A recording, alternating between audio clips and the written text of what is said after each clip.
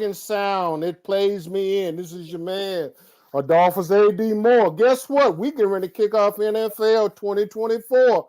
And I have an eclectic group of sports mental people all over from all across the country. And in fact, I'm probably gonna be coming up on the short end from the knowledge standpoint. But hey, I got the guys. I even got some females coming in here. But I tell you what, let's go ahead and add them to the. I got Elwin. Let me go ahead and just start trying to get them all in here. Yep, that's Elwin. Let me add Pat Freeman to the bunch. Pat, what's up, man? I got Elwin Henderson, Willie Gibson, Pat Freeman. Guys, I sort of tried to grab it a little bit from across the country, talking about kicking off this NFL season. In fact, I still got a couple more folks that's still hanging out there. But guess what? We're gonna go ahead and get started with what the people we got here. And I know y'all already here. We're gonna go ahead and get started. Adding to the stage. Okay, here we got. We're gonna get started. We're going out west, man, because most of us, by the time we get back to the East Coast, we're gonna go ahead and get started. Let's go ahead and get the West out the way, and then we'll flip it over and keep going. Let's get started, guys, out at the NFC West. Cardinals, Rams, 49ers, Seahawks. Pat, out of that group, who do you think coming out of the West and will a wild card team and obviously a conference winner, but will a wild card team come out of the West? Will more than one team come out of the West? What's your pick starting with you? I think the 49ers are going to repeat out of the West. I think you're going to see improvement of the other three teams, especially the Seahawks. Seahawks have had some very, very deep drafts over the last couple of years. They brought in Leslie Frazier as a defensive coordinator. So I'm looking to see improvement from them and also look to see the Rams bounce back. And, I'm a fan of the Cardinals. They play the Bills on Sunday. We were out at the Buffalo Bills today. Kyler Murray is coming back off of a couple of years of injury, but he's got a brand new weapon called Marvin Harrison Jr., so I'm interested to see how that's going to look also. Will, what did you say coming? What did you say coming out? What's your picks coming out from the West? How are you looking at? What are you looking at the West? Are you pretty much like Pat, or are you coming a little bit different? No, I agree with Pat. The 49ers, until someone takes it from them, I think the NFC West stays in San Francisco or Santa Clara or wherever they play. But I like the Rams. For whatever reason, I know they lost Aaron Donald, and that's a huge, huge, huge void that they have to fill in that defense. They also lost Raheem Morris as well, the defensive coordinator who's not a head coach in Atlanta. But I think Sean McVay and Matthew Stafford, I think they have one more go around in them that they could make some noise in the West. But I think the 49ers win it. And as Pat said, it was as well. Marvin Harrison Jr., I look for big things from him this year in Arizona. Elwin? Well, you can't pick against the 49ers. I agree with the other two guys. Yes, you can. Yes, no, I agree with them. 49ers are the best team out there among those four. I think the Rams could make the playoffs possibly.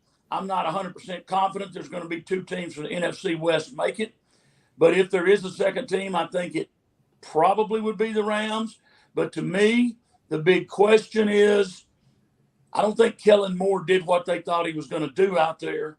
They've got a lot of making up to do offensively. And plus, as has already been mentioned, the defensive loss. I think there's about a 60% chance the Rams could go in as a wild card. And the Cardinals are going to finish dead last. Behind the Seahawks? Yeah, I agree, with what was said earlier. The Seahawks are really coming on. They've made some good additions. I think they're probably a year away from challenging for a playoff, but I think they're going to definitely be better than the Cardinals. Okay, hey, you know what? I would want to be contrarian right off the bat, man. That's all right. But you know what? I don't disagree. 49ers, yes. I think the Rams got a strong possibility coming out. I still say I'm not. You know what? I know the Seahawks. Not really. I say that if I got to rank them, 49ers, Rams, Cardinals, and Seahawks. That's just the way I'm looking at it, guys. So who knows? But I think there's a strong possibility that you're gonna have a conference winner. But then I think a wild card team can come out of there as well. So if that is the case, I think the Rams will probably be the wild card team coming out of there. Moving on, go ahead and just keep kicking, man. AFC West: Broncos, Chiefs, Raiders, Chargers. Mr. Gibson, can Jim Harbaugh, after he mastered that other school up there, can Jim Harbaugh create the mystique with the Los Angeles Chargers to beat out the Kansas City Chiefs? I know. Don't ask me what I've been smoking. Don't ask me if I had a drug test either. Yeah, no. Is Connor Stallions with them? Okay. No, they don't have anything for Andy Reid and that Chiefs juggernaut in Kansas City. But surprisingly, I like what I see from Denver, and I hate to say it because Russell Wilson is the scapegoat, and I don't think it was all his fault last year. But Bo Nix, granted, it's just preseason, but I think he's going to do some big things for Sean Payton this season. I don't expect by any means Broncos to do anything playoff wise, but I think they'll be better than most expect them to be. And then the Raiders are just going to Raider as they always do until they find a quarterback.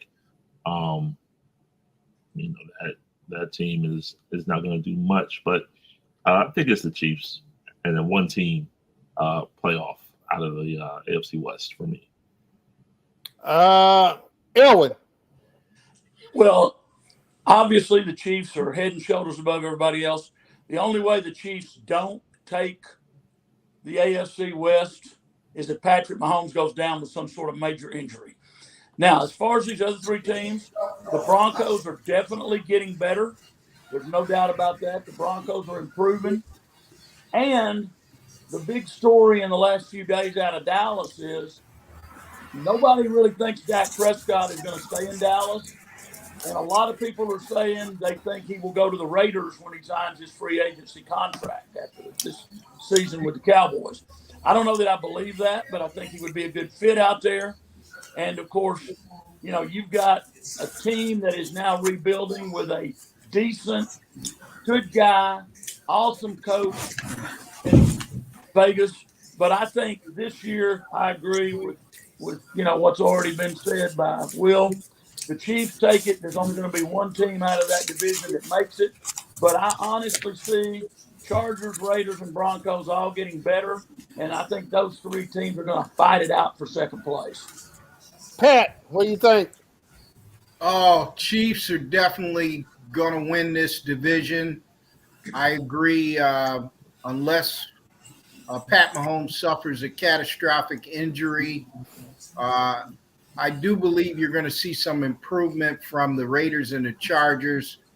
And, Sean Payton, you got to give him the benefit of the doubt. He's been a successful coach in the league. But I think the Broncos are at least a draft or two away from making a difference. But I'll go with the Chiefs in the West. All right. Also, just got on with Radman. How you doing, man? We've already hit the NFC West, but that's okay. You can just jump right on in. What's your thoughts on the AFC West? Are you gonna be a contrarian? Anybody other than the Chiefs, or what? Are you picking? No, it reminds me of when New England was dominant in the AFC East. They dominated for several years. Look like the Chiefs are going to win this division the next 2 years before these other teams really catch up to them, unless something happens to Patrick Mahomes and Andy Reid. The Chiefs in a cakewalk once again this season. They'll win the division by default. Default? Yeah. Default. Default. Everybody else is going to be back in the pack by 3 games or more. Aren't you disrespecting? Aren't you disrespecting the Broncos, Raiders, and the Chargers by default? Yeah, because they are. Oh, They okay. that bad. They that bad. They've been that bad. That's the sad part of this division. Why you see the Chiefs making the playoffs year in and year out, because these teams are all three of them are rebuilding. Basically, they under all of them are doing different types of rebuilds. So I think the Chiefs will get this division at least this year and next year.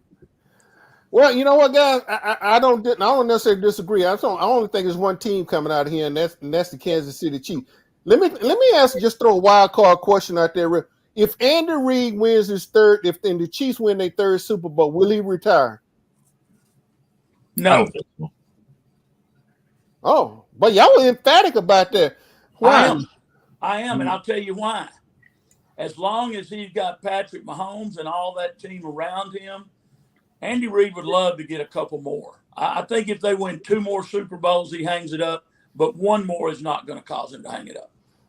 I agree. I think he can chase Bill Belichick's record, New England, because they're the New England of this era, really. And I think he wants to. He sees New England. They finally beat them. They had a hard time beating New England, but now he can beat them at something else with Belichick's record of 4 or 5 Super Bowl wins, championships.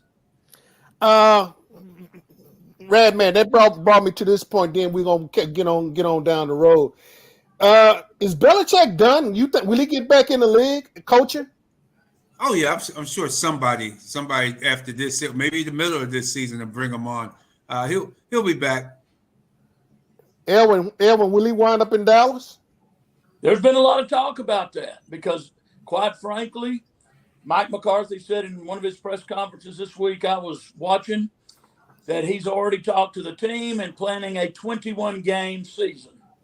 And the bottom line was a lot of the guys in the media in Dallas are saying it may take 21 games and getting to the Super Bowl for the Cowboys to be able to save McCarthy's job.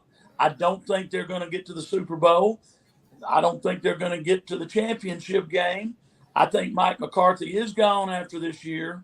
And everything I've seen saying Belichick finds the Cowboys interesting. Now, where I do see a potential problem is just like when Jerry hired Bill Parcells. Jerry Jones is not going to give up decision-making to Bill Belichick despite all those Super Bowls he's won. And I just am not personally comfortable in saying I think that Belichick will come in and be Jerry's stepson. Will, Pat, y'all want to add a 2 cents in on Belichick being in Dallas? Y'all don't really give a darn. Well, no, I'll throw a monkey wrench in it. How about Jeffrey Lurie in Philadelphia? How about Bill Belichick in Philadelphia? Yeah, that could work. It happened too. Now that could happen. I think Belichick would have to have full control, AD. I think that's the biggest thing. And Dallas, as long as you've got Jerry Jones in the mix, he won't have full control. And I think he wants full control. I would agree with that. And I know all of you guys know Clarence Hill that was with with Fort Worth Star-Telegram for I think 29 years or maybe 39 years or 35 years total. He just left the Fort Worth Star-Telegram and is involved in a new project. It's an all Dallas sports podcast. And his first assignment in the new gig last week was to interview Jerry Jones. And one thing I've always loved about Clarence, he doesn't care who you are. He'll roll his sleeves up and duke it out with you. And he asked Jerry, hey, considering you hadn't been to the NFC Championship since 1995, would you consider hiring a general manager from the outside or maybe letting Steven take over as the general manager? And Jerry started out by saying, well, I've made some mistakes. Really, Jerry? And he said, but nobody knows this team like I do. Nobody knows the internal operations and functions of this organization like I do. And he ended up in answering Clarence dropping 5 F-bombs. So the bottom line was, he said, nobody is going to be the general manager of this team until I'm dead. Five, That was his exact words. Only 5 F-bombs. That was it. Yeah, that's it. Just 5. It's 5. I don't know if that's a record or not, but anyway, who cares? That might have answered your other question about the head coach coming there. I don't think, after hearing that, I don't think Belichick's going there. I really, I would not want to see him walk into it, because it would be the same thing that happened with Bill Parcells.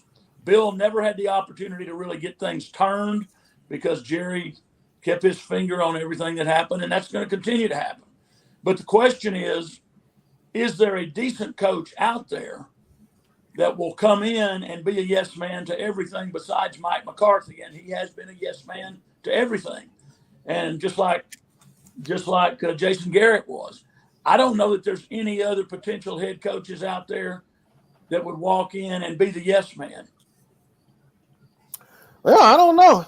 Pat, you wanna add anything in there? You just want to go ahead and just throw some wings out there? I think everybody got it on the head. I can't see a modern day coach that has gotten a feel for total control coming in under Jerry Jones. I just see that as a problem.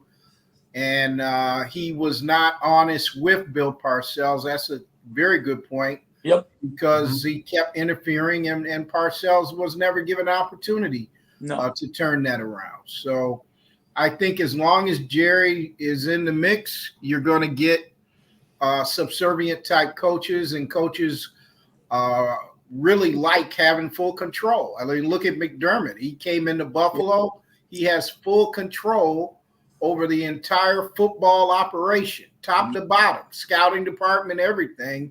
He makes all the decisions. He's the bottom line. He brought in the general manager. So I can't see Belichick, whatever situation he takes.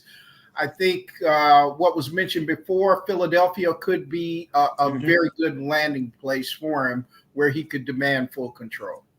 Well, one other name that popped up in the last 3 or 4 days was Deion Sanders to replace Mike McCarthy. No. I don't ever see that happen. No. I'll give you a name. I'll give you a name to replace Mike McCarthy. Okay. Lincoln Riley. But would Lincoln agree to not be in total control? Yeah, because he won't have a choice. He won't have he needs a landing spot, because the Big 18 is not for him, and he'll find that out real quick. Oh, so wait a minute. You done got rid of. Okay, hey, Will, I'm gonna circle back to that. Okay. I think you just want to pull off. I think you want to cut the cards at the middle of the deck, but that's okay. My apologies. Oh, that's okay. No. We good, man. AFC East. Come on, guys. All right, Pat, Red Man. I mean, anybody knows this team any better than the Buffalo Bills or you guys? In fact, y'all probably know this division better than anybody. So, is it the Bills and the rest of the three little brothers, or is Aaron Rodgers gonna come up and upset the whole apple cart? What say you guys, Red Man? Okay, with this one, the other teams are almost caught up to Buffalo. They pretty much caught up. It's just coaching and how things proceed during this upcoming season. I think this could be the Bills' last time of 5 in a row of winning division. I think they'll find a way to pull out the division at the end, but it's going to be close between the Bills and the Dolphins. And I see the Jets imploding somewhere during the season. Might be in the first game, might be in the fourth game, but something. The coaching and Aaron Rodgers is not mixing well there in New York. New York is not his type of town. I have the Bills winning it this year, with the Dolphins being a close second. Jets third and Patriots fourth. So, Pat, what say ye? I can't much disagree with the Rad Man. I think the Bills are still the team to beat, but the Dolphins have improved. I do believe they'll lose the first game because of scheduling. I think the NFL just doesn't care about their players as much as they say they do. But the Bills have a home opener, and then 3 days later have a division rival in a very, very hot and steamy Miami. The last game the Bills played there a couple of years ago when it was this early, Radman and I parked very close to the media entrance. By the time we got to the media entrance, we looked at each other and we were both drenched in sweat. And after the game, the Bills had 13 players go out on dehydration.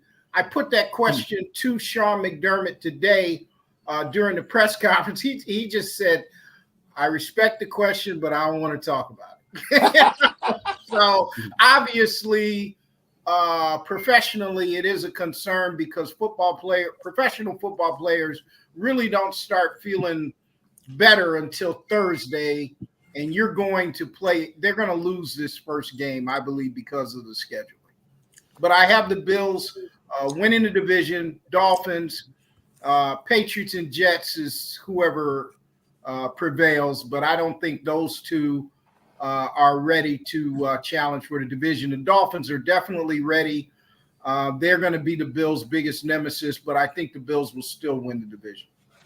Yeah, but here's the deal, guys. Dolphins didn't beat a team with a winning record last year. I mean, they had a nice record, but when it came down to the top level of the competition, the Dolphins couldn't compete. So, I mean, and obviously nobody's giving the Patriots much how to do. So Gerard Mayo is going to have to, deal with developing that team. The Jets has a nice defense, but I don't know. Will, what do you say? Yeah, I think it's the Bills. The Dolphins. I mean, Tua's still the quarterback, right? Yes. Yes. Yeah. So I think it's Josh Allen. Even though, and I defer to Pat and Radman. As far as Josh Allen is going to be what Josh Allen has always been. I've been hearing some things about Keon Coleman, but the receivers there, I think, are a question again. I don't know. I defer to those gentlemen, but I think in that division, there's enough for them to win it. The Jets in last place. I don't know. I mean, the Patriots will be pretty bad.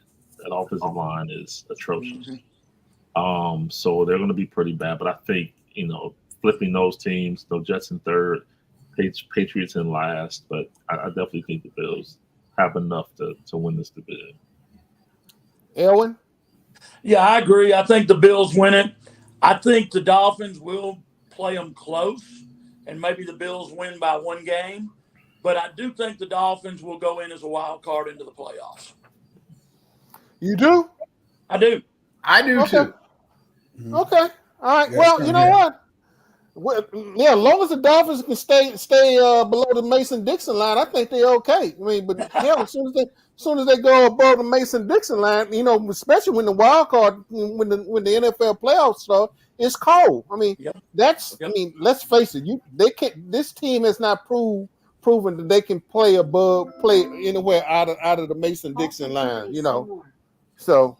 To that point, AD, the NFL showed the Dolphins no respect because Sunday night, December 29th, Miami Dolphins at Cleveland Browns. Hey, what did I just say, guys? What did I just say? I concur, guys. I think obviously the Bills are still the dominant factor. It's going to be interesting who the Jets turn around and draft as a replacement quarterback for Aaron Rodgers, after all said and done. I think the New England Patriots are going to be in a lot of people's dust for about 2 to 3 years, and I don't know if they're going to give Gerard Mayo that much time. That's my only concern. Will he have enough time to turn that team around? I'm not sure about that, but I concur with the Bills with that. So, but tell you what, okay, we've already alluded to this particular team. Okay, NFC East.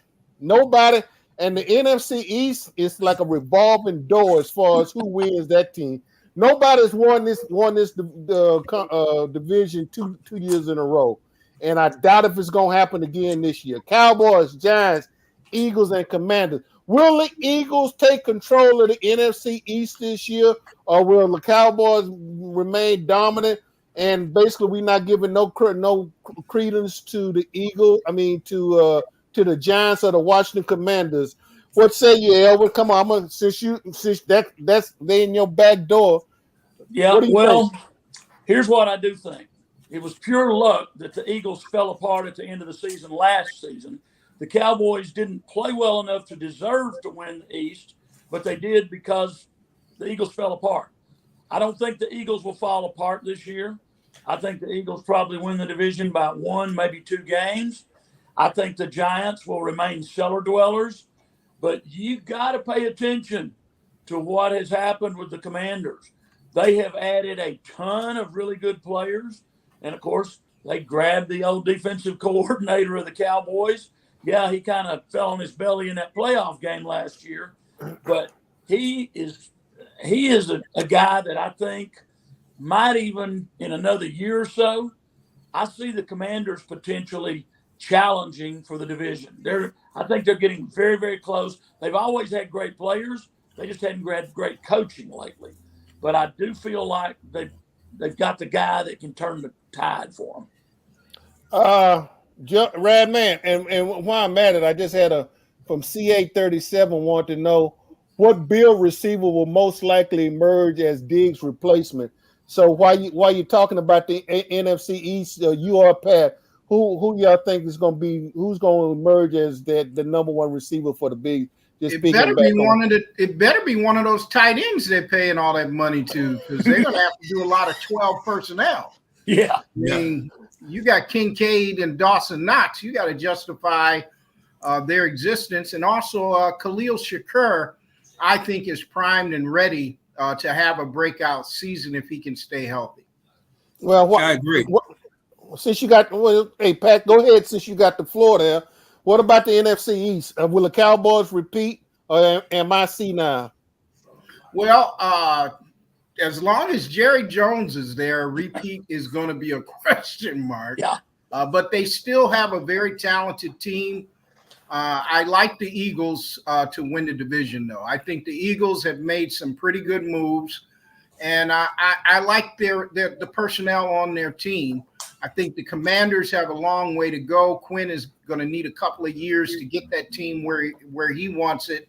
And I think the Giants, even though I like the head coach, he's a good offensive mind, but I just don't think that team is ready to push for the division. And it's going to come down to the Cowboys and the Eagles, and I give it to the Eagles. Will? Yeah, I would look for the Cowboys to repeat. I don't think enough has been given to the story about Nick Sirianni and Jalen Hurts, and Will, hold up. Is that really a story, or is that just something that it's just some bluster out there that because teams start losing and everybody start pointing fingers at one another? Is that what that is? I'm just throwing it out there. Right. Here's what makes me think it's really a story, because the Eagles never denied it. They never refuted it. They just left it out there hanging. Now, typically, if something like that drops immediately, case in point, when Tua said what he said about Brian Flores, immediately O'Connell came out, refuted it. Brian Flores came out, said his piece, apologized. No one has said anything in Philadelphia about that story. So that leads me to believe some of that is true. And then they fell apart last year. I mean, you look at 2 years ago, they went to the Super Bowl. They lost both coordinators, Stryken and Jonathan Gannon, to head coaching jobs. Right. And then after 1 year, they got rid of their replacements. So now they have Kellen Moore and Vic Fangio. Okay. So, I mean, I think the Commanders will be a lot better. I think Jaden Daniels is going to be a star in this league for a long time. If he stays healthy, of course. The Giants, to borrow, I think, Fran Fraschilla, they're 2 years away from being 2 years away. I think the Cowboys, I think the Cowboys are going to win a division. Rad Man. Yeah, that's going to be a good, tough division here. I just have a feeling the Eagles are going to find a way to come back and pull it out, and the Cowboys are just going to, because they're talking about not keeping Dak. And it just seems like they're putting an awful lot of pressure on Dak Prescott this season, like they always do. And he seems to fall apart in the playoffs, but I think during the regular season, they're not going to gel well when you get to the second half of the season. I just have a feeling the Giants will the Eagles will find a way to win it with the Cowboys second, Commanders third, and the Giants bringing up the rear. Mm-hmm. Well, I think you know what I'm gonna say the Cowboys can repeat this year because I think what Dak wants to do. I think Dak wants to go ahead and show Jerry and then leave. And I think what better way to do? Go ahead and show Jerry, yes, I am that quarterback, and then leave and go sign a contract somewhere else. I could be so totally wrong. I could be like two left shoes, but I just feel like that Dak has something to prove to Jerry, and I just feel like Dak wants to prove this to Jerry, and if Dak can do it, I concur. But Dak is not the only one that falls apart at the end of the year. That whole doggone Cowboy team falls apart in the playoffs. Mm-hmm. So it's not just on Dak; it's on all of them. Michael Parsons and all of them. In fact, Michael Parsons probably ought to get off of Twitter and shut up and go ahead and play. Well, I'll tell you what, AD and guys. Here's what I honestly think. With the latest interview that Dak gave yesterday, I believe it was, he was asked about it and said, well, Jerry says there's some talk and, it might happen. It might not happen. And Dak was asked, okay, so what does it say if you get a contract? He says, well, it says what it says. And what does it say if you don't get a contract before the season is over? And he says, it says what it says. And he basically implied that if he didn't get a contract without coming out and saying it, that pretty much told him where the Cowboys thought he was as far as important to the team. Based on that interview yesterday, my take off of that was if they don't get him signed probably before the middle of the season, he will not be the Dallas Cowboys quarterback next year. He will go somewhere else. I agree. And AD, I think keep an eye on that Washington. Whenever they play the Commanders, check out how Quinn. I have a feeling the Commanders will expose some of the weaknesses within Dak's game, and then other teams will be able to copy what the Commanders do to stop the Cowboys' offense. And I think that's when you're gonna really see Dak in the offensive coordinator. And like you said, all those players, the CD Lambs and all of them, they're gonna have to make those critical adjustments, which you haven't seen them make as of yet. No. Well, hey, you know what? One thing about the Dallas Cowboys, man, they sort of like as the world turned. Yeah. They're a story all unto themselves. But anyway, NFC North, gentlemen. Bears, Lions, Packers, Vikings. Was the Lions a 1 year fluke or are they for real? In this division, they're for real.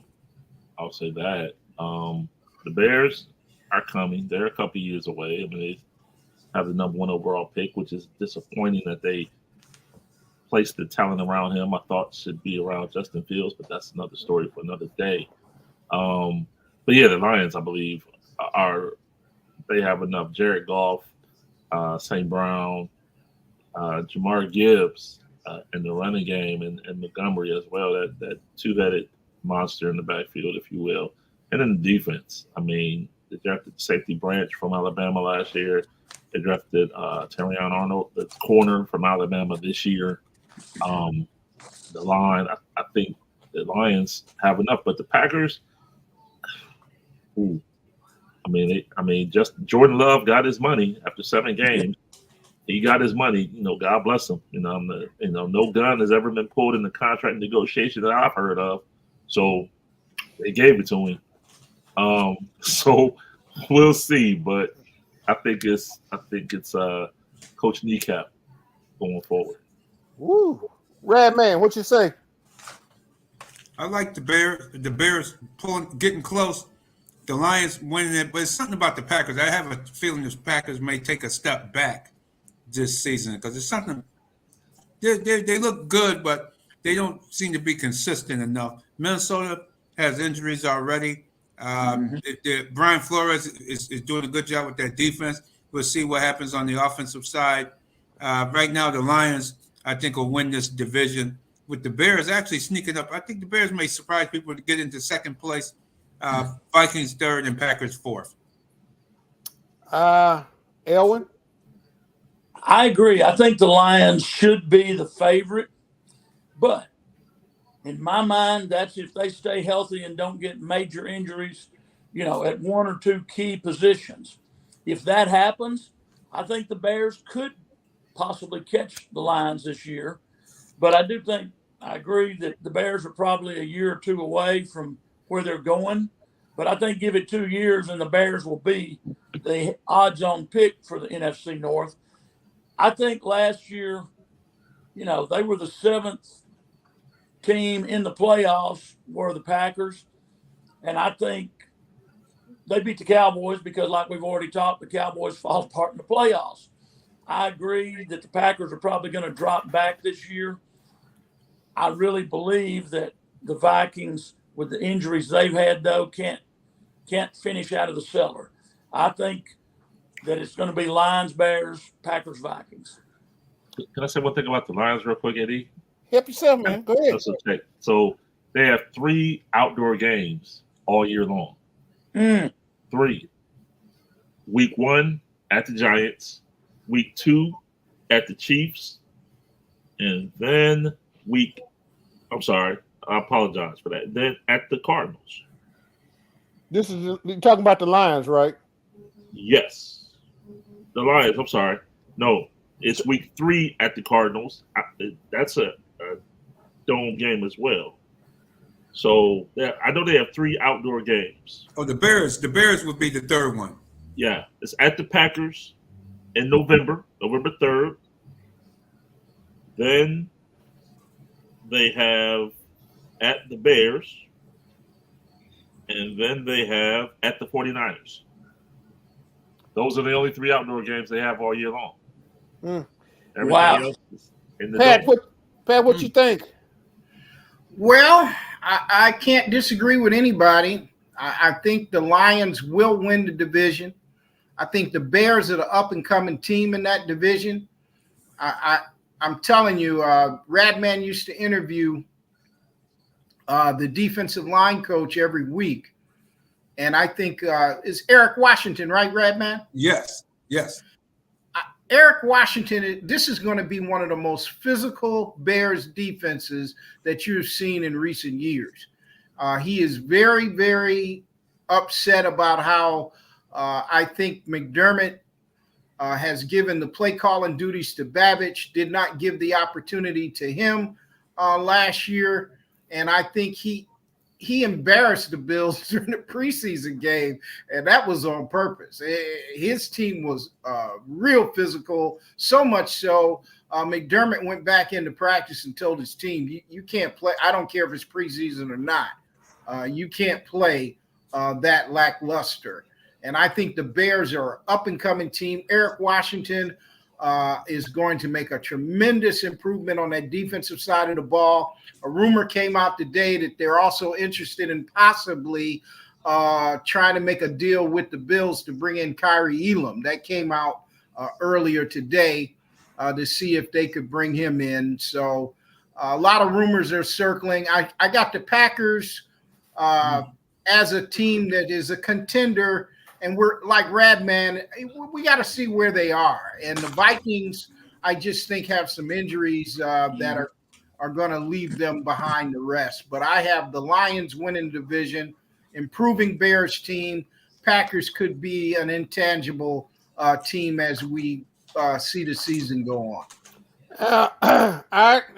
Lions, my pick coming out the north. I think the Packers can probably grab a wild card spot. Will, you alluded to the fact about the Bears and put the type of talent around the other young man as opposed to what are supposedly going to put around Caleb Williams. That's to be seen. We'll just have to see how that goes. And Minnesota, they have a nice stadium. It's nice inside. So I'll just leave it at that, guys.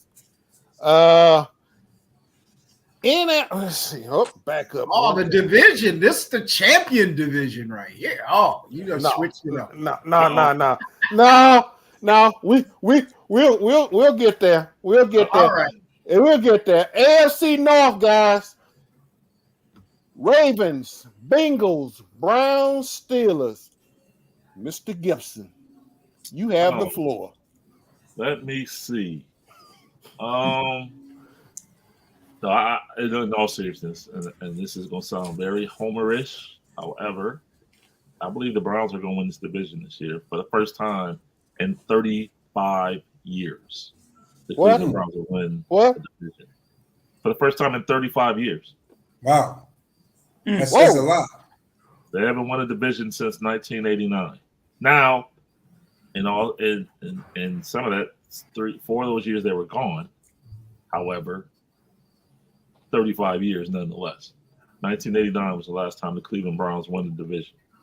But I think that the talent is there. I know the gentleman in Texas, QB4. I mean, this is his year. It's year 3. It's year 3 of the contract, and I won't talk about the money. I mean, the money is the number one topic of conversation here. Yeah, the money is guaranteed. I ain't worried about it. All this money is guaranteed. So Correct. Hey, I applaud his agent. I applaud anybody. Yeah. Like you said, nobody walked in there with a gun and put a gun in nobody's head for that contract. They said that contract was given willingly. So so be it. I'm good. Hey, he got his money. I'm happy for him. Exactly. And that I think now he's like 9th on the guaranteed money list at this point. So it's not a non-factor at this point. But I think the defense, Myles Garrett, coming off his Defensive Player of the Year award, he's like, I believe, he is the only player in the NFL the last 6 seasons to have 10 plus sacks each season. So I think there's a high probability he'll make it 7. Zadarius Smith on the other side.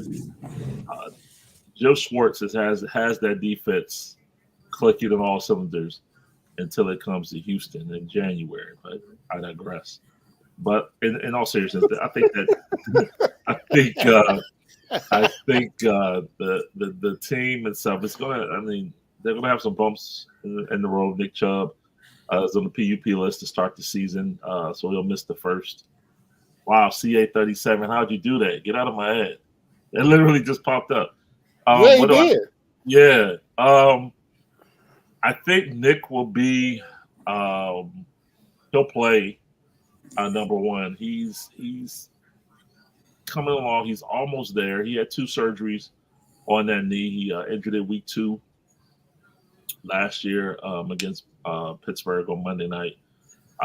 He's coming along. I think he'll be slowly brought back in. He's scheduled to miss 4 games, so he'll at the earliest is October. He may miss a couple more prior to him actually coming back in, but we'll see. I think they're not going to look for him to carry the load week, the first 2-3 games he's back. But I think he will get his carries and he will ramp up and he will. How about not seeing any type of really serious production out of Nick Chubb till about the middle of October, if not by the end, because of the injuries these guys. Hey man, I mean, I know this guy has trained and done all of that, but until he can get back, that's a difference in running around doing all. Until you can get back to camp and making cuts and planning and cutting, I really don't see them. Maybe Chubb seeing any kind of resemblance of Nick Chubb being Nick Chubb till really toward the end of October. That's just my little 2 cents for what it's worth. Agreed. So that being said, I think the Browns will win it. The Ravens, I think, will be the wild card. This could be a 3-team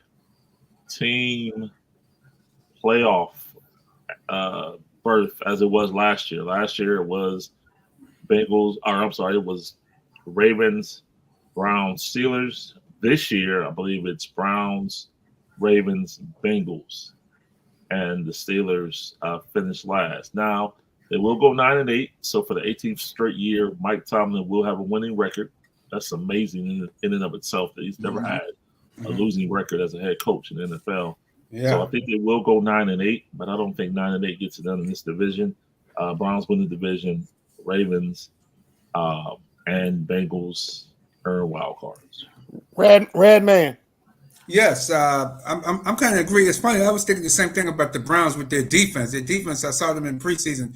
Man, those guys they looking really strong, and they had a good season last year. I do see Cleveland taking that division with the Ravens coming in second, and the Mike Brown ownership team there in Cincinnati really breaking that team up already.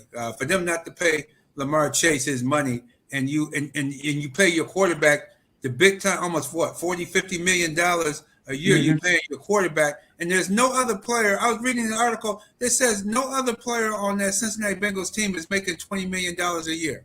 Nobody. Wow. Oh, that's not true. That's not true. That's not true? No, T. Higgins is on the franchise tag at like 21. Oh, but the key word is on the franchise tag. They had right. So this is what I would say to that. This is why you can't pay Jamar Chase. It's dangerous to pay Jamar Chase. Jamar Chase has 2 years left on his deal.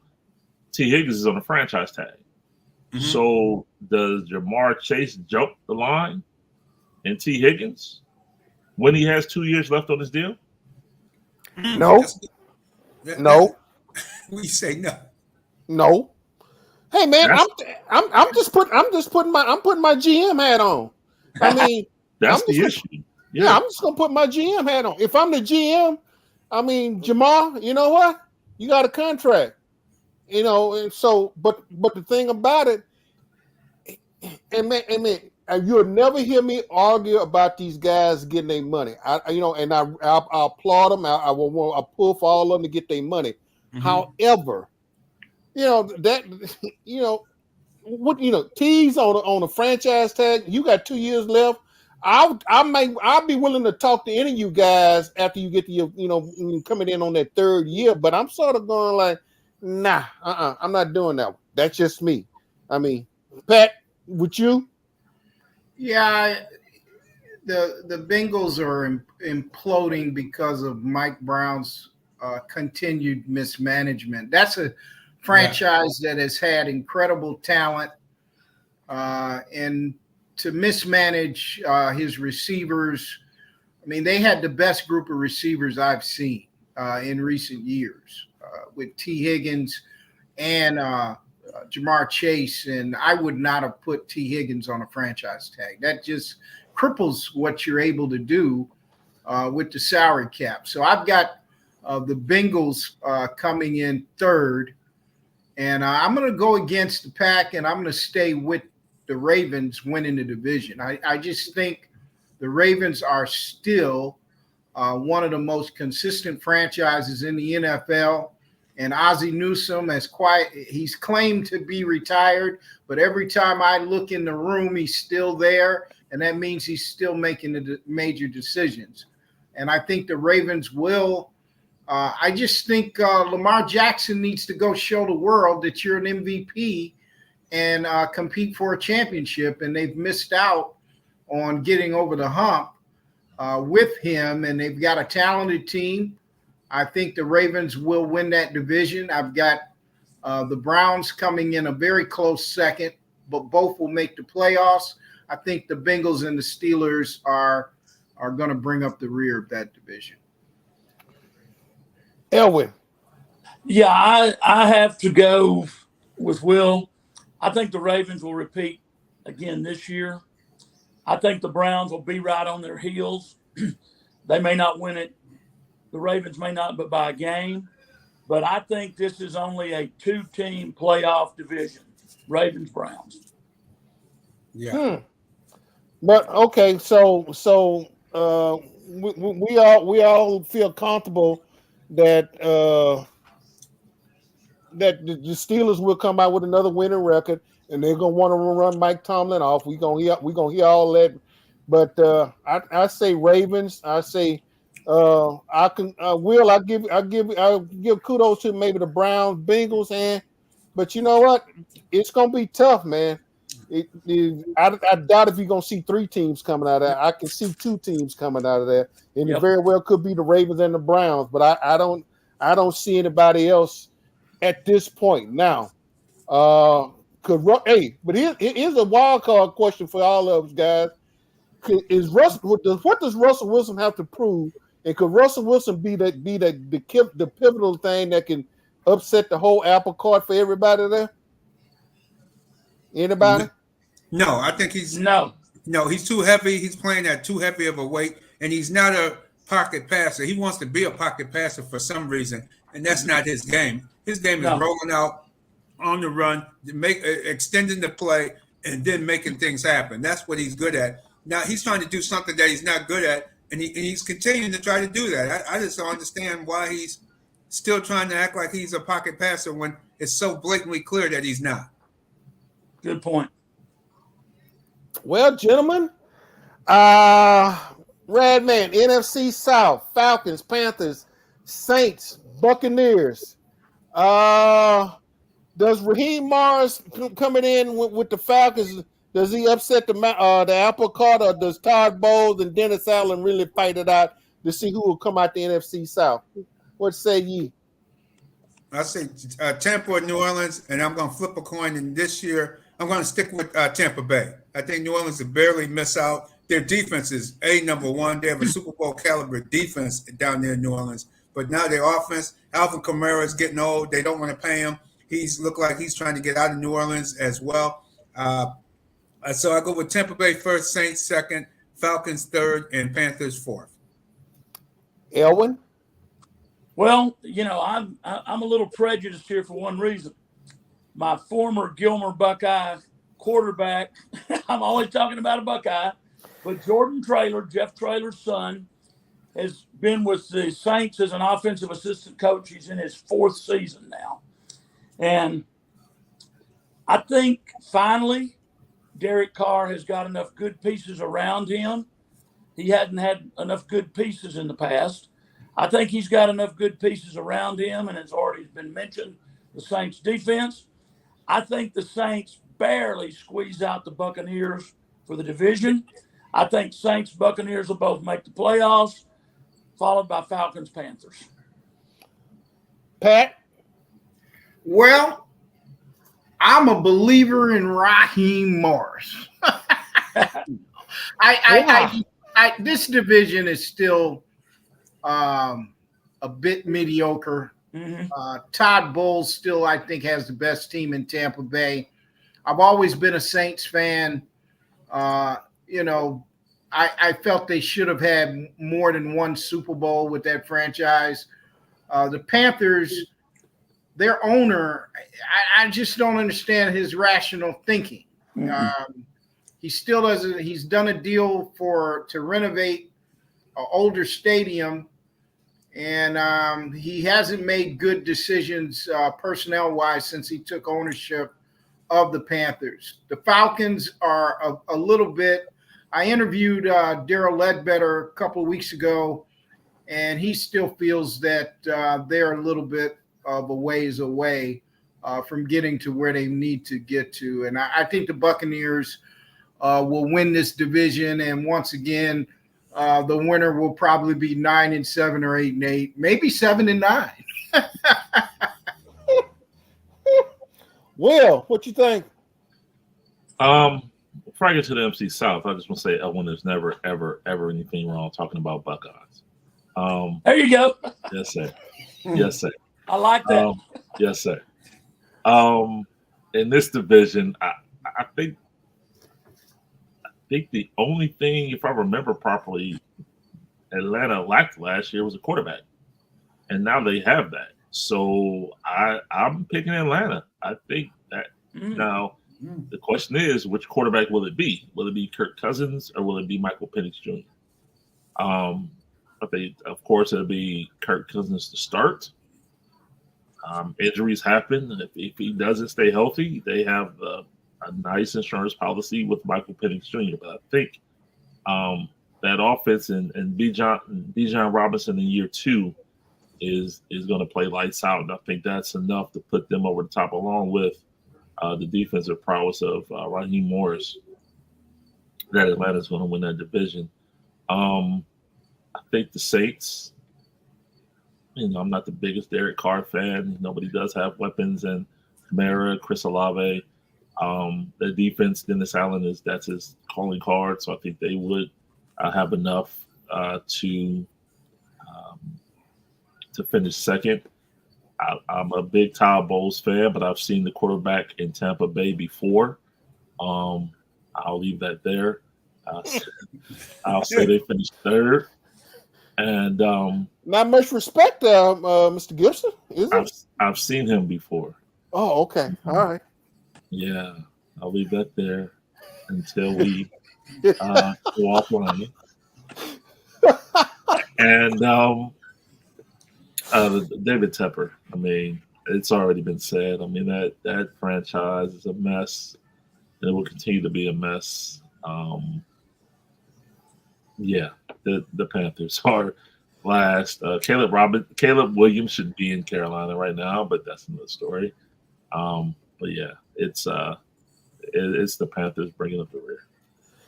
I say Bucks, Saints, Falcons, Panthers. Quick question, guys. CA37 want to know, is Lamar Jackson a Super Bowl caliber quarterback? Yes. He is. Go for it. Yes.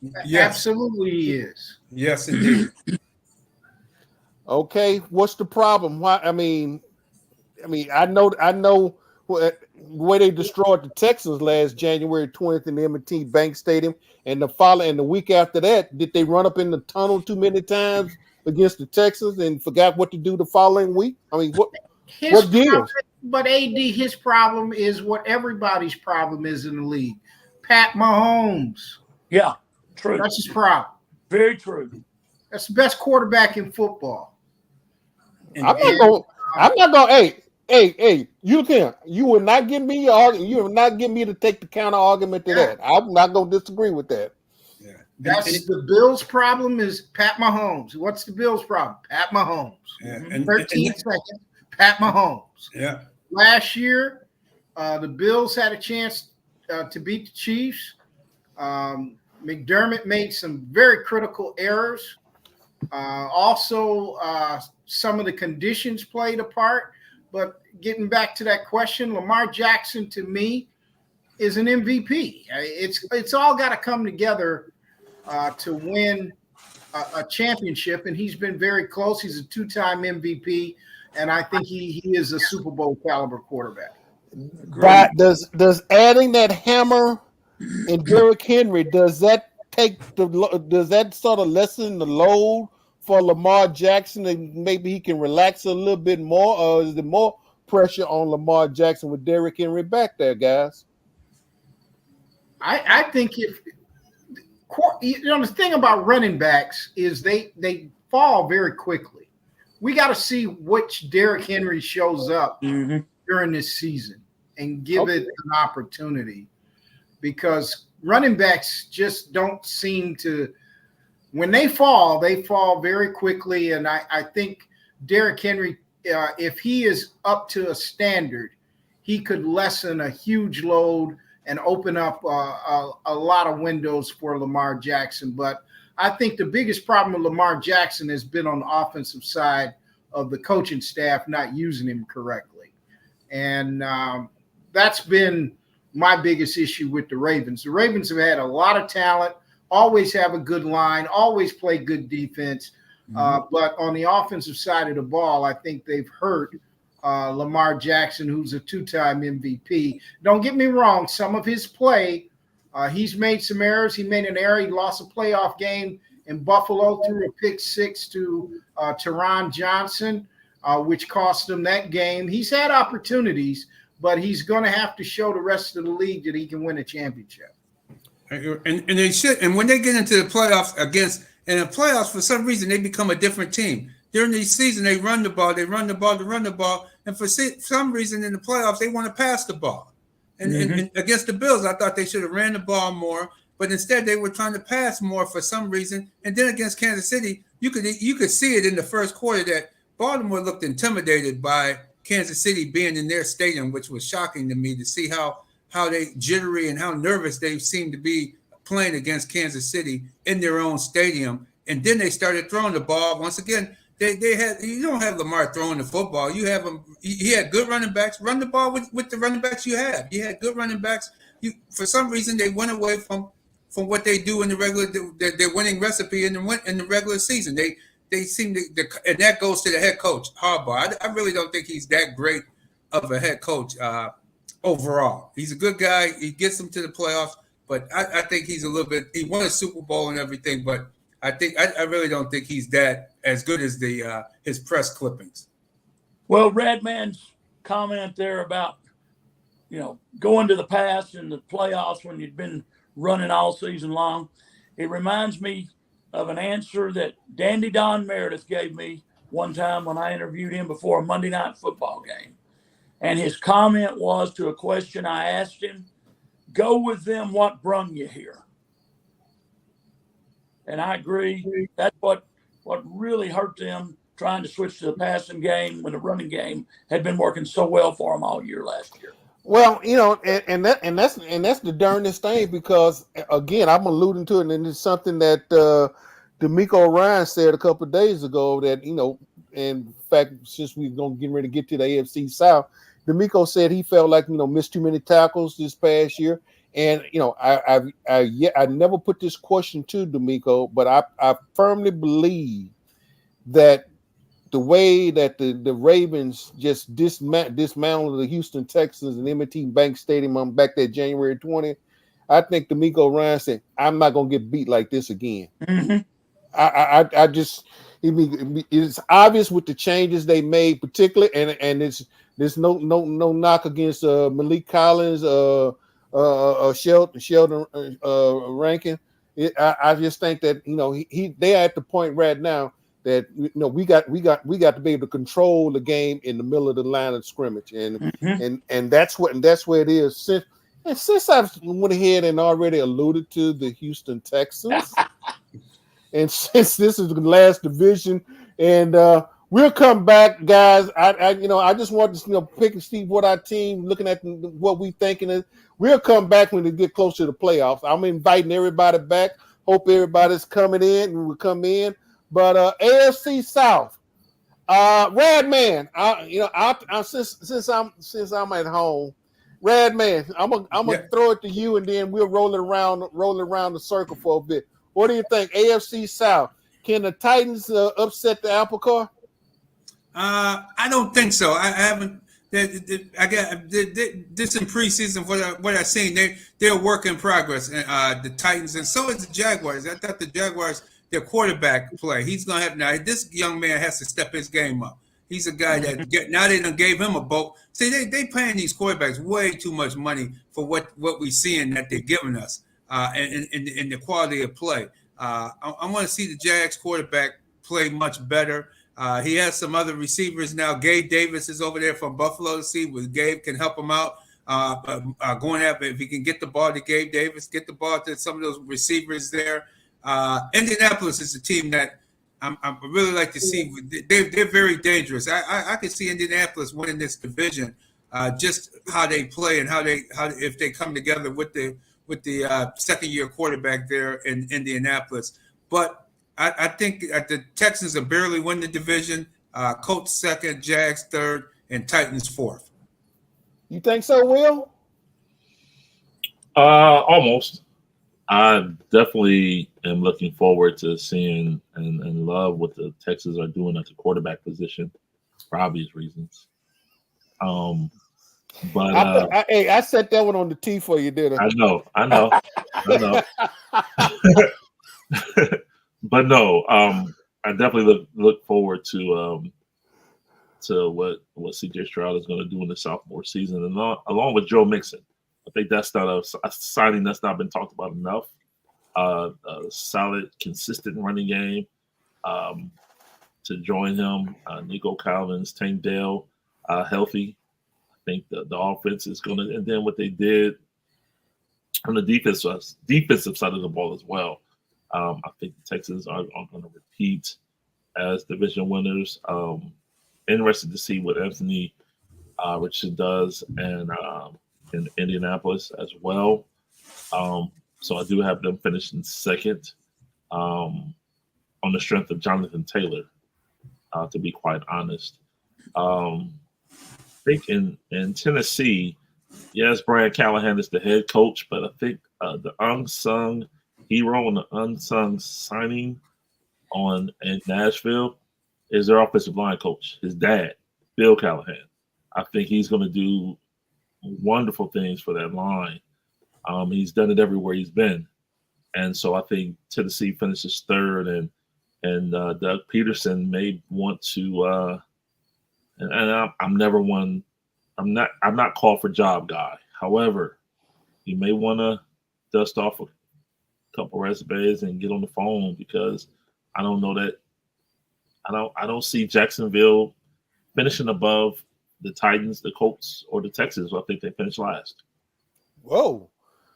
You agree, Pat, or disagree? Ooh. No, I'm with the Texans as the best team in the division, but I do believe the Jaguars have made enough moves that they should come in second. Colts are dangerous. I think the Titans are still a year or two away from rebuilding themselves. There is another rumor out that they're going to try to trade DeAndre Hopkins. That's a rumor that's out there. There might be a few teams interested in him, but I don't. I just think the Texans are head and shoulders above them all. I think the Texans are the team to beat.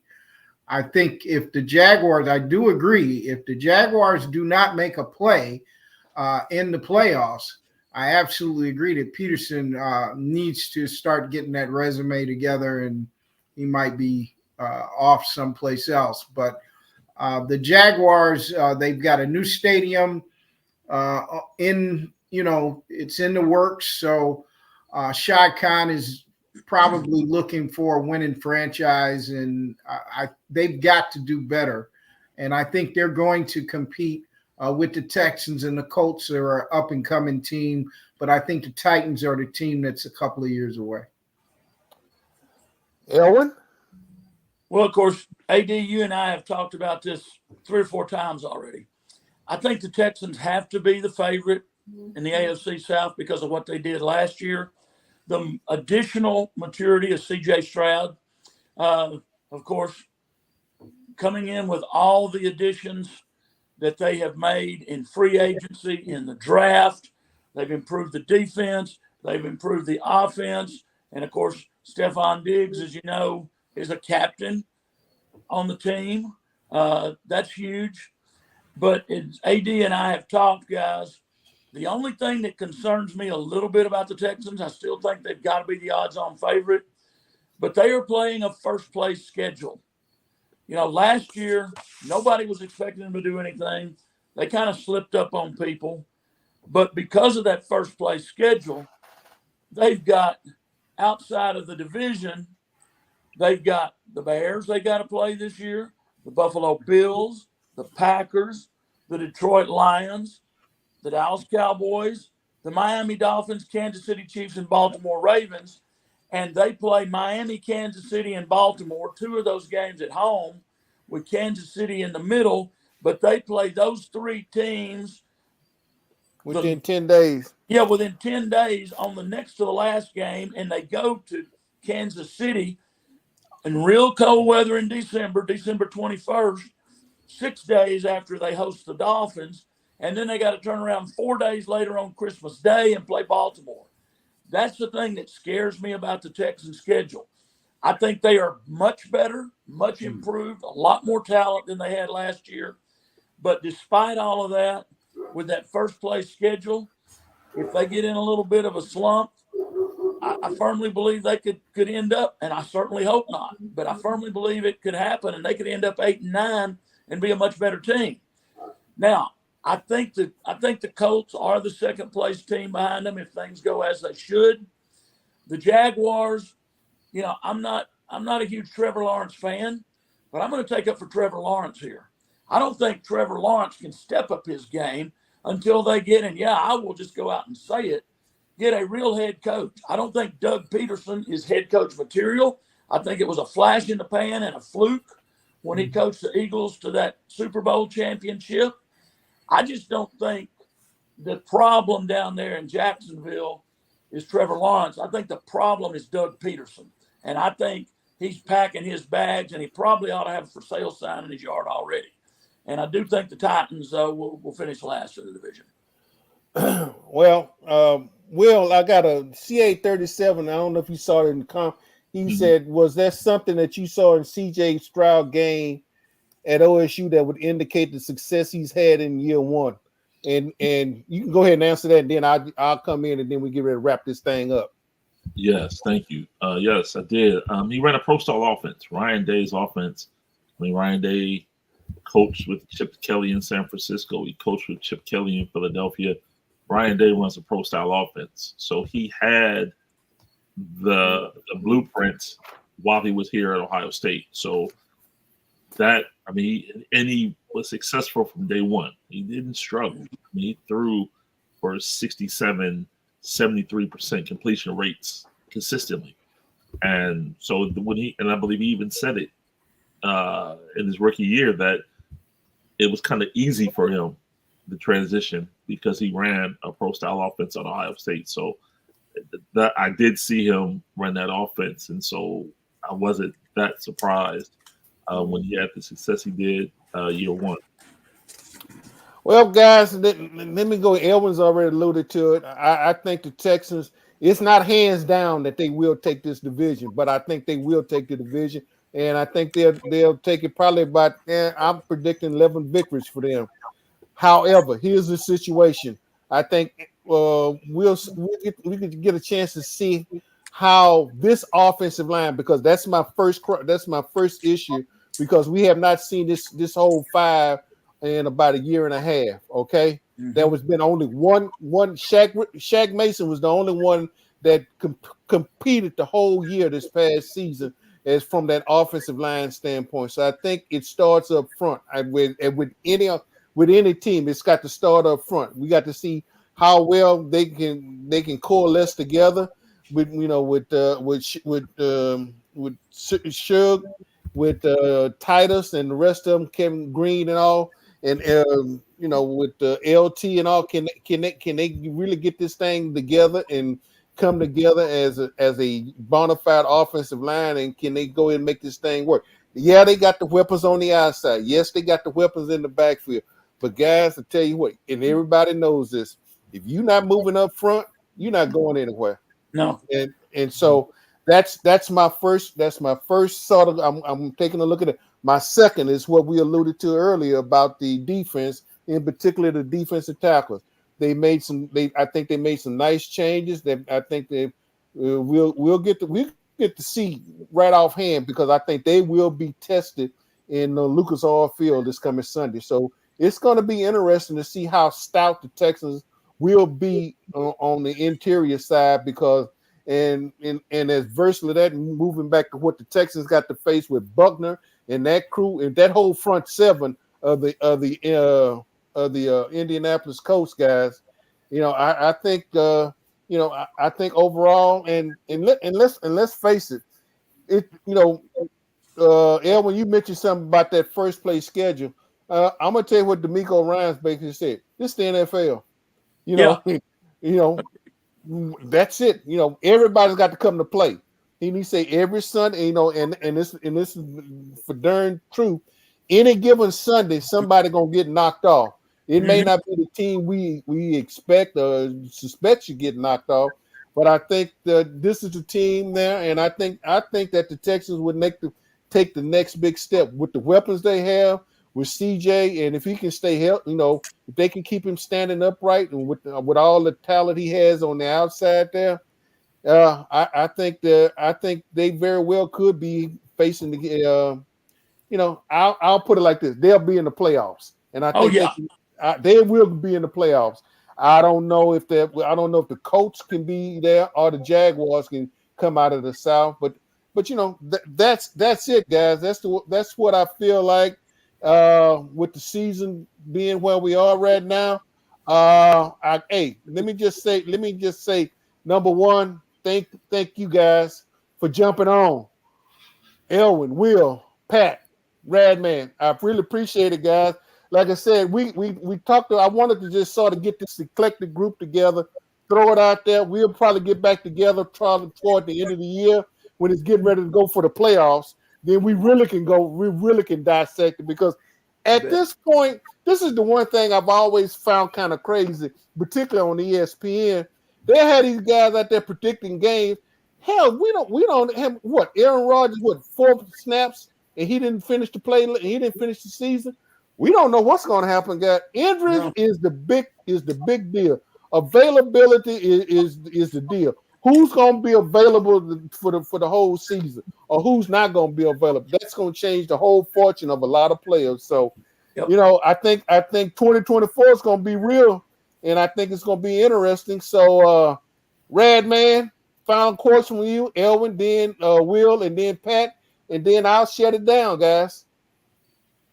Yes, I think it's going to be a good season coming up, and I think it's going to be Kansas City's to lose, because I think Kansas City, they look on paper better than they looked last season.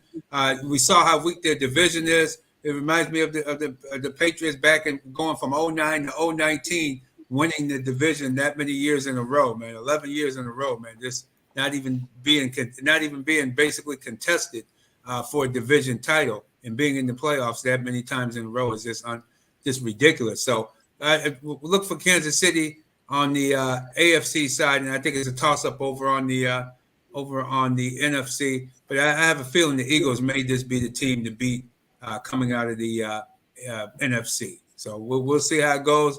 Hopefully the players, we won't have a lot of injuries. Hopefully those tissue injuries, and quite frankly, I think these guys are practicing too much OTAs, too much everything. These guys are built, and their body fat is so thin that these guys are pulling muscles just walking down the street, let alone just running. Do you notice how many guys get hurt without even contact in these games now?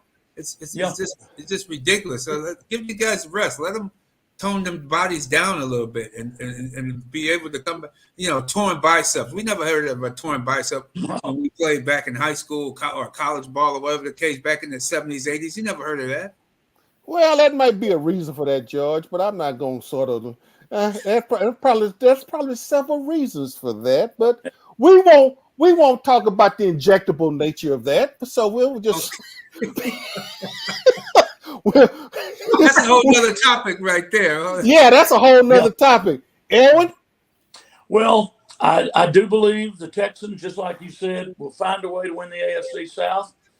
And I'm going to really go out on a limb here. I got this much confidence in this team and this much confidence in DeMeco Ryans as a head coach. I believe the Texans will make it to the AFC Championship game if CJ stays healthy against the Kansas City Chiefs. But Kansas City wins that game by 3 to 7 points. Kansas City three-peats. And I agree, it's between the Eagles and the Niners. I think it will be the Niners again. I think we'll have a repeat of last year's Super Bowl. But I see Kansas City three-peating because I do believe they're better than last year. Dr. Freeman. Yeah, I'm pretty much in agreement. I think Pat Mahomes wins his third in a row, number 4. And on the NFC side, I agree. I think it could be the Eagles. It could be the 49ers. But I think the 49ers are still the team to beat on the NFC side of the coin. And but I believe if we have to see a rematch, Kansas City will once again beat the San Francisco 49ers in the Super Bowl in New Orleans. Mr. Gibson. Thank you again, AD, for the opportunity to join this esteemed panel. I don't have much to add differently.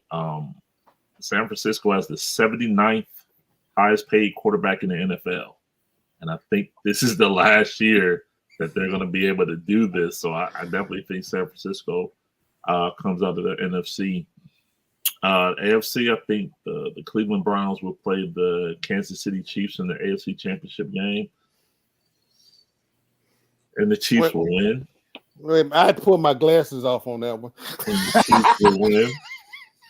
The Chiefs will win because on December 15th, the Chiefs play in Cleveland. If the Chiefs win that game, and that determines home field advantage. And I think that that game will be in Kansas City, and the Chiefs will win it. So, repeat of last year's Super Bowl: Kansas City, San Francisco. And I think Kansas City wins it for the three-peat. All right, quickly, guys. George, I know you got the Real Deal Sports Show on Saturday. Tell everybody where they can find it at and what they can do. All right, Real Deal Sports Show. Go to YouTube, like, subscribe it. People, like, subscribe, Real Deal Sports Show. Check us out every Saturday morning, 8 to 9 a.m. Facebook, Twitter, RealDealSportsShow.com. Check the website out. We have our picks each week. Winner's Edge. Get a chance to win yourself a hell of a lot of money. Check out some of our predictions for these upcoming games. Pat's all over the place, but you can find me on various platforms. Just doing special interviews now, writing articles for the Buffalo Criterion newspaper. You can find that at thebuffalocriterion.com. Will, where can folks find you at? Yep. Thank you again. You can find me on social media at Will Gibson 7 I'm still contrarian on Twitter. Will Gibson 7 on Twitter. Will Knows on Facebook. Will Knows Sports on Instagram. And Elwin. Well, I don't do a ton of X, but I'm at Elwyn H, ELWYNH. Elwyn Henderson on Facebook. I do a lot of sports posting. I do a lot of religious theme posting and a lot of just funny stuff to help people laugh in these hard times we're going through right now. And then you can find my Cowboys, Texans, and Gilmer Buckeyes stories at www.gilmermirror.com. Gentlemen, I appreciate it. We're gonna get back together when the playoffs roll around. Rad man, I'm pretty sure you coming down in October, right? Yes, early October. I see you. Okay. Pat, you coming? No, cutting back on my travel in this week. Okay. Well, Mr. Gibson, I know we'll be seeing you. Elwin, I know we'll be seeing you. Gentlemen, I appreciate it. Ladies and gentlemen, if you have not subscribed to the AdMax Corner YouTube channel, please do so. If you have not subscribed to the Houston Roundball Review YouTube channel, please do so. And if you know, you can catch me as always, AD_more64, Instagram, AdMax Corner, the AdMax Corner YouTube channel, and as well as on Facebook. Of course, you just find me as AD Adolphus Moore on Facebook. Ladies and gentlemen, I have appreciated you, these guys. I cannot say thank you enough for each and every one of y'all for jumping in there. I really appreciate it, guys. Thank you. As always, we'll be talking down the road. Ladies and gentlemen, peace. We out and we're gone. The NFL 2024 season will be off and running tomorrow. The Ravens and the Kansas City Chiefs, correct? Yep. And so we'll just see. But until then, ciao. We're out.